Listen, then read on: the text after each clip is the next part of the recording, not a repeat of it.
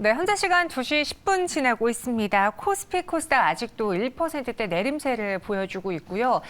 그래도 코스피는 1% 안쪽으로 오려고 노력은 하는데 코스닥이 여전히 더 많이 밀리고 있습니다. 722선에서 움직이고 있습니다. 오늘 장 무엇이 문제인지 또 무엇을 봐야 되는지 레몬리서치 김민수 대표와 함께 알아보도록 할게요. 어서 오세요. 안녕하십니까? 네, 안녕하십니까. 김민수 대표님과 세 가지 상황실 알아볼 거예요.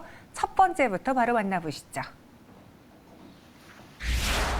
포스코엠텍. 요즘 가장 핫한 포스코예요. 지금 국내 증시 안에서는 포스코그룹주 계열사가 가장 잘 나가지 않을까 싶은데 오늘 장 그중에서 포스코엠텍이 급등을 했거든요. 이게 그 그룹주에 대한 투자 심리가 돌아가면서 종목들을 지금 만들어내고 있는 건지 아니면 리튬, 망간 이런 키워드도 같이 더해지던데 무엇 때문에 오늘 장 오르는 걸로 보십니까? 네, 포스코엠텍이 올라가는 데 대해서 오리무중입니다. 네. 아니 오리무중인데 저렇게 너무 많이 오르는 거 아닙니까? 이 회사에서 다른 방송에서 네. 이 종목을 추천한 분을 붙잡고 제가 네. 도대체 무슨 연결고리가 있길래 이렇게 올라가느냐라고 했더니 추천하신 분도 얘기를 못 하더라고요. 네, 그냥 이게 이런 단어부터 쓰기 시작하는 거 보니까 그냥 어떤 포스코 그룹 쪽에서의 좀 싸고 그런 차원에서의 연결고리가 좀 큰 게 아닌가 싶은데 아무리 뒤져봐도 지금 나오고 있는 현상은 그냥 철강 제품 포장하는 회사고요. 거기다가 예전에 탈산제라든가 게다가 포스코 페로망간 공장 이런 것도 위탁 운영을 하다 보니까 아무래도 어떤 수익성이 크게 나올 수 있는 부분은 아니죠.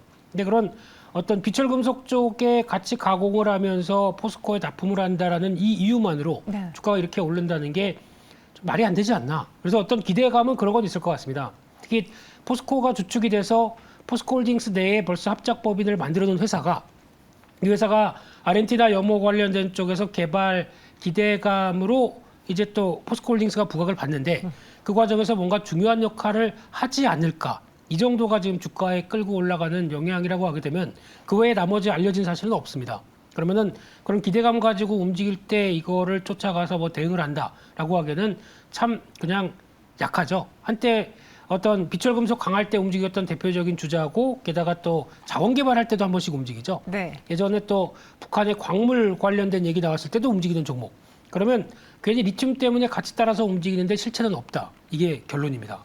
실체가 없다. 오늘 장 왜 이렇게까지 오르는지 지금 뚜렷하게 말씀드릴 수 있지는 않다라고 했는데 이 포스코엠텍을 보니까 제철 제강을 위한 비철금속 처리 회사잖아요. 그러다 네. 보니 뭔가 지금까지 포스코의 철강과 관련된 이 철강과 금속을 처리하는 회사다라고만 봤다가 갑자기 리튬하고도 엮이면서 조금 더 많이 오른 감이 없지 않아 있는 것 같아요.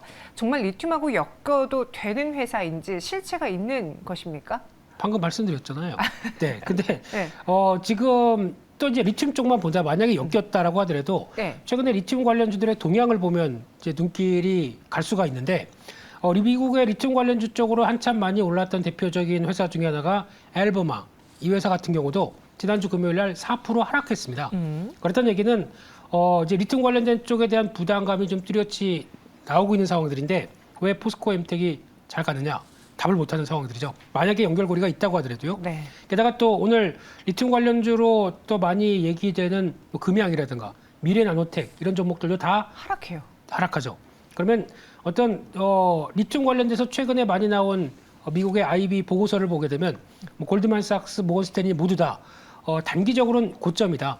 단기적으로는 공급이 더 많아질 것이다라는 관점으로 나오는데 한 2024년 가야 다시 쇼티지가 발생할 것이다 라고 나오다 보니까 그에 따른 부담감이 뚜렷한데도 주가는 계속 간다. 뭔가 혹시 포스코엠텍이 뭔가 그런 사업을 하지 않을까라는 정도로만 시장에서 기대감을 키우는데 아직 결론은 모르겠다.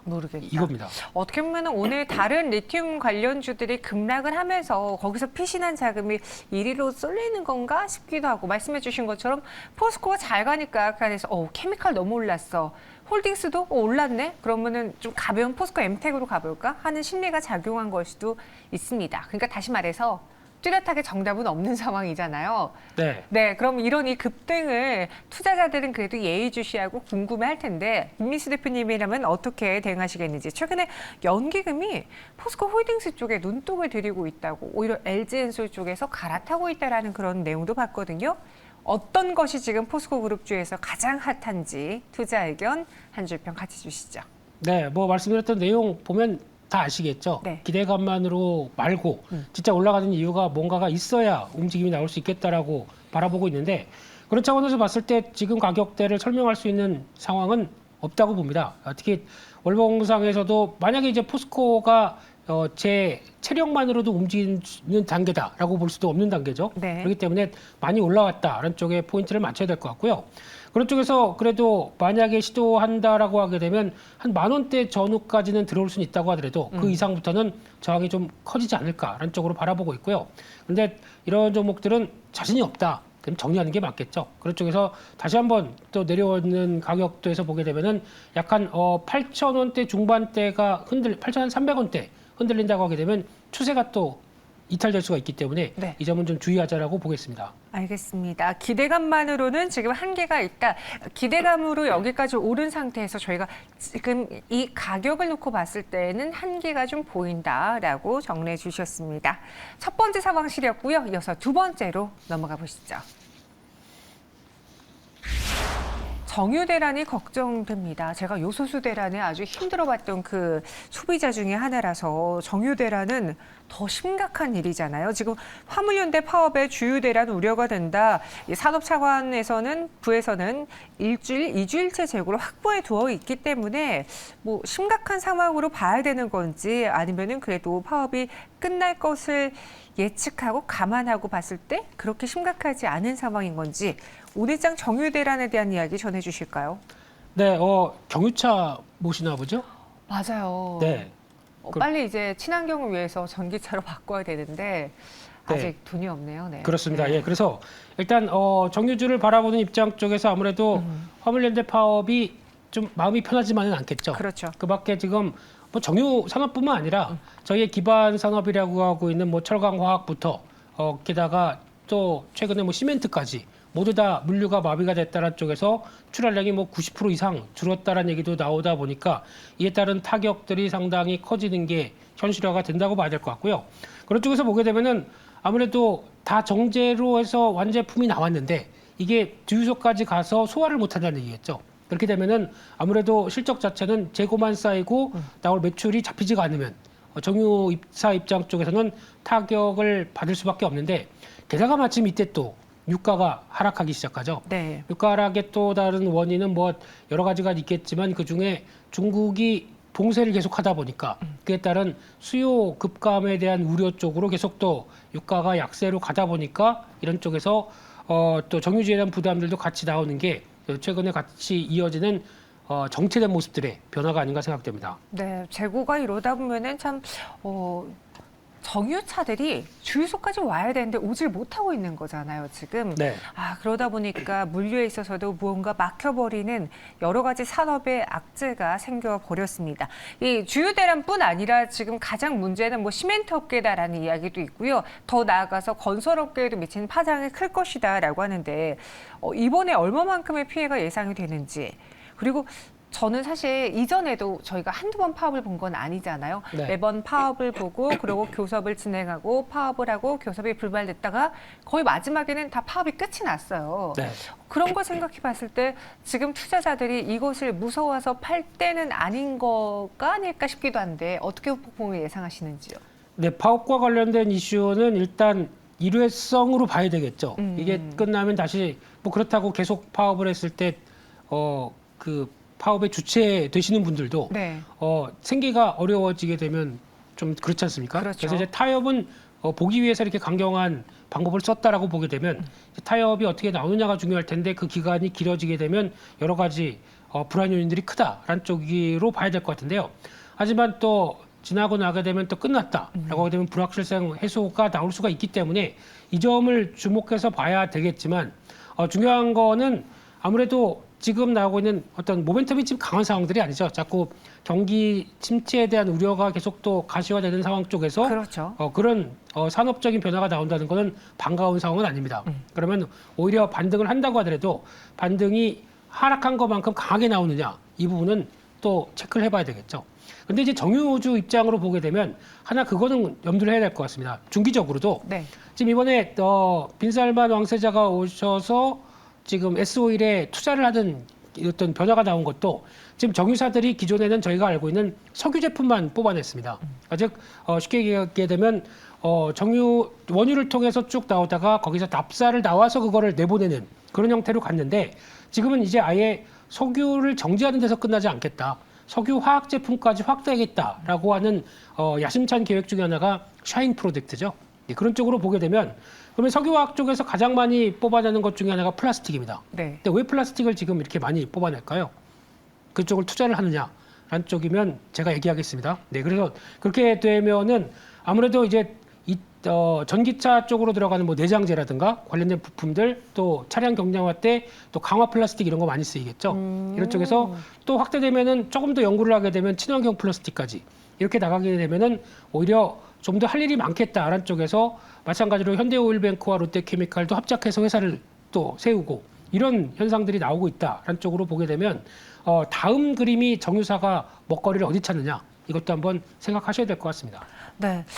일단은 이번 화물연대 파업으로 인한 후폭풍은 일회성 요인으로 생각이 된다. 하지만 이거를 제외하고 봤을 때도 지금의 분위기가 유가가 좀 하락하고 있고 경기가 침체되려는 움직임을 보이고 있기 때문에 상황이 녹록치만은 않다라는 것까지 더해 주셨어요. 그럼 저희 시청자분께서 S-오일 이럴 때 그럼 살짝 모아가는 건 어떨까요? 실적 좋고 배당 좋으니 모아가면 어떨까요? 라는 글도 올려주셨는데 네. 이 파업이 일회성 요인이라고 본다 하더라도 지금 S-오일을 모아가는 것에 대해서는 반대 의견이신 겁니까? 한줄평 투자 의견 주시죠. 네, 앞서 말씀드렸듯이 긴 시각에서는 변화할 요인들이 충분히 있습니다만 네. 근데 지금 제가 자신이 없는 게 유가입니다. 네, 유가가 계속 중국의 변화라든가 또 경기가 위축이 되게 되면 유가 원유 수요가 줄 수밖에 없겠죠. 그렇게 되면 자연스럽게 유가가 하락하는 게 아니냐라는 쪽에서 봤을 때 이 부분은 기조적으로 만약에 힘이 빠지는 기조가 나온다라고 하게 되면 조금 더 체크해야 될 상황이 아닌가 생각되고 있고요. 따라서 지금은 뭐 모아가기보다 차라리 지난번 박스권 하단부 정도까지 내려온다라고 했었을 때 그때에 대해서 혹시나 파업 관련된 게 끝나고 하는 여러 가지 변화가 나와야 대응을 할 수 있지 않나라는 생각 쪽에서 지금 대응하는 건 그렇게 썩 좋다고는 생각이 안 들고 있고요. 네. 적어도 한 8만 원대 초반까지는 가보자. 지난번에 또 많이 지지를 받고 올라온 선이기 때문에 이 정도에 따른 흐름들 한번 확인해 보자. 라는 쪽으로 시기를 좀 늦춰주시는 게 좋지 않나라는 생각이 들고 있고요. 그래서 지난번 또 올라갔었던 때 9만 5천 원대 부분은 아직까지는 저항일 것 같고 그런데 반대로 한 7만 8천 원대가 이탈된다라고 하게 되면 이 부분은 또 지난 저점대 부분입니다. 그렇기 때문에 이런 걸 감안하셔서 아직까지는 위축 요인들이 더 많다는 거 네. 염두하시고 대응하셨으면 좋겠습니다. 차라리 모아간다라는 관점이라면은 정말 그 박스권 하단 부분인 가격선에서 지지를 받는지를 확인하고 들어가는 게 낫지 않겠느냐라는 의견 주셨습니다. 그리고 지금 2시부터 화물연대 첫 교섭이 지금 진행 중인 것으로 알려지고 있거든요. 네. 이로 인해서 시멘트냐 건설이냐 철강이냐 자동차 산업들 다들 좀 힘들다라고 하는데 이 건설과 시멘트도 업황에 따라서 봐야 되는 건지 이번 이벤트를 일회성으로 봐야 되는 건지 마지막으로 정리해 주세요. 네, 건설 쪽도 건자재 쪽도 그렇고 근데 건자재 쪽은 요즘 네옴시티와 관련된 쪽은 또 강하죠. 맞아요. 네, 그리고 또 시멘트도 의외로 잘 버티는 것 같습니다. 장중에는 좀 흔들렸다가 그래도 버티는 것 같기 때문에 이번 영향권에서 그렇게 크게 뭐 타격은 아직 주가에서 나오진 않는 것 같습니다. 그만큼 일회성으로 생각은 하는데 네. 중요한 거는 건설 관련된 쪽, 시멘트 관련된 쪽은 부동산 업황이 좋아져야 여기서 이제 많이 좋아지다 보니까 건설 우리 다시 재개하겠어 이렇게 나와야 되는데 이게 아직은 조금 힘들어진 상황들이죠. 그래서 아마 모멘텀이 강하지 않다라는 걸 염두를 하시면서 주가는 선전하지만 그렇다고 강할 모멘텀 잘 모르겠습니다. 네. 알겠습니다. 이렇게 화물 대란으로 인한 시장에 그리고 산업에 미친 영향 알아봤고요. 마지막 상황실 만나보겠습니다. 삼성전자 다시 5만 전자로 가는 겁니까? 오늘 장중에 5만 원대로 다시 내려왔죠. 사실 최근에 좀 흐름이 좋았다가 밀렸기 때문에 좀 걱정이 되시는 것 같고요. 지금은 막 59,900원, 6만 원 그 안에서 움직이고 있습니다. SK 하이닉스도 오늘장 약세를 보이고 있죠. 이 반도체주들이 또 흔들리는 이유가 도대체 무엇입니까, 김민수 대표님? 네, 주가가 밀리면 갖다 붙일 이유는 많죠. 네. 근데 일단은 지난 미국 시장에서 필라델피아 반도체 지수 이쪽이 하락했는데, 근데 의외로 지난 엔비디아 실적 나온 거 보게 되면 놀라운 사실이 저희가 중국에 수출을 못해서 특히 AI로 들어가는 자율주행으로 들어가는 이런 고성능의 칩 수출 못한다라고 네. 했는데 지난번 실적 보게 되면 실적이 중국 쪽으로 37%가 늘었습니다. 놀라운 사실 아닙니까? 그러게요. 네, 근데 엔비디아에서 작정을 하고 완전히 성능을 떨어뜨린 제품, 그러니까 저사양 제품을 그쪽으로 중국으로 많이 수출을 했다고 나오긴 하는데 이 사실을 미국 정부가 좋아할까요? 이런 여러 가지 일련의 상황들이 어떤 반도체 쪽에서도 어떤 미국 정부가 좀 강하게 변화가 나오지 않을까라고 바라보고 있는 상황들인데 그렇게 되면은 또 하나 중국 쪽에서는 바라보는 게 코로나19 확진자 네. 늘어나기 시작한다라고 하게 되면 가뜩이나 IT 업황 스마트폰 팔릴 리가 없겠죠. 이런 상황 쪽에서 애플도 타격을 입니다. 올해 애플 아이폰 14는 다 생산했다고 합니다. 네, 그러면 거기 들어가는 D램 타격받죠. 그렇죠. 이런 쪽이 연결되다 보니까 아무래도 가뜩이나 반도체 업황 부진한데 여기서 영향이 그대로 나오는 게 아닐까. 마지막으로 SK하이닉스는 내년 적자 얘기 나오고 있죠. 이런 게 다 부담으로 작용했다고 봐야 될 것 같습니다. 네. 아니 그런데 말씀해 주신 것처럼 네. 하락하다 보니까 하락의 요인을 될 것들이 있어요. 근데 이 될 것들이 이전에는 없었느냐? 아니요. 계속 있었거든요. 그런데도 지난 11월 초 중순에는 오히려 삼성전자랑 SK 하이닉스가 같이 올랐다. 반도체주들이 같이 올랐다.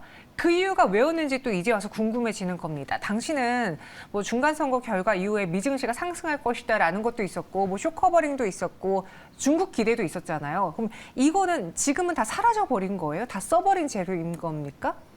뭔가 되게 억울한 게 많으신 것 같은데요. 너무 반도체는 네. 뷰가 주간 단위로 바뀌는 것 같아요. 제가 보기에는 시간 단위로도 바뀌던데요. 오. 네. 오전과 오후가 네. 다른 때도 나오고. 근데 중요한 거는 일단 업황은 안 좋다가 가장 큰 명제입니다. 근데 그걸 파생해서 나오는 명제는 그렇게 안 좋을 때 사야 된다. 이게 맞죠. 근데 안 좋은 때가 지금 여기서 끝나느냐. 여기서 시작해서 이때가 제일 안 좋은 때니까 여기서 끝 바로 V자 반등. 이게 아니란 얘기죠.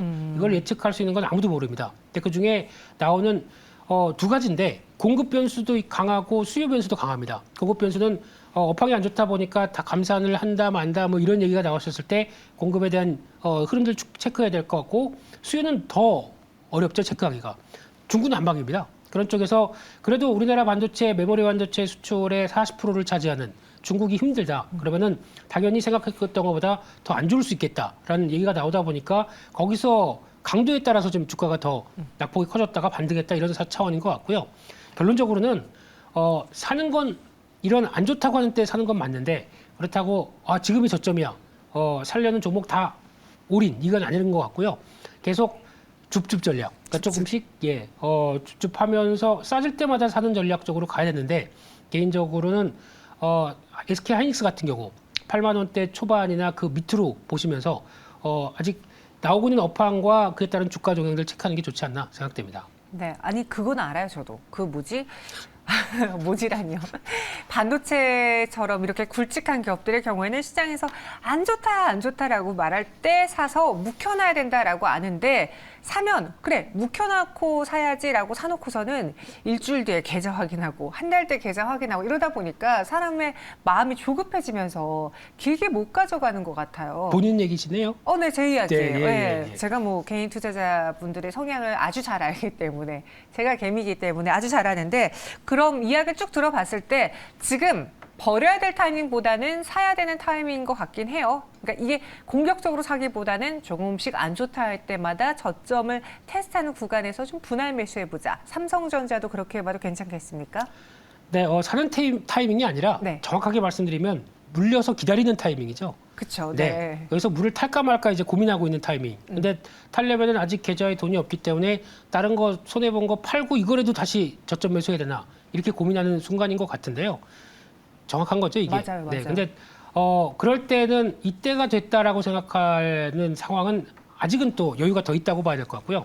대표적으로 삼성전자 같은 경우도 한 월봉상에서 왔었을 때 63,000원이 좀 저항일 것 같다라는 생각은 들었지만 이때 나왔던 월봉상의 저항권이다 보니까 그런 생각은 들었는데 중요한 거는 지금 힘이 좀 빠지고 있죠. 네. 그러면 지금은 다른 가격 보지 마시고 여기가 제일 중요합니다. 59,000원대가 제일 중요합니다.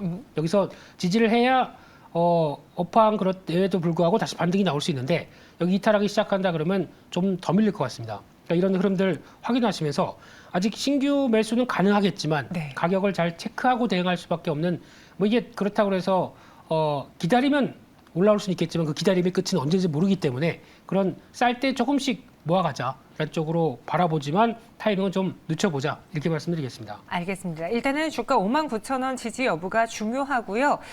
반도체에 대해서 불황의 터널을 지나가고 있는 상황입니다. 지나가고 있는 거기 때문에 끝이 났다라고 봐선 절대 안 되기에 내가 바닥을 보고 사야지, 바닥을 보고 물을 타야지라는 건 안 된다라고 다시 한번 시청자분들에게 그리고 저에게 말씀을 해주셨습니다. 고맙습니다. 세 가지 상황을 알아봤고요. 김민수 대표와 함께했어요. 오늘 말씀 고맙습니다. 감사합니다.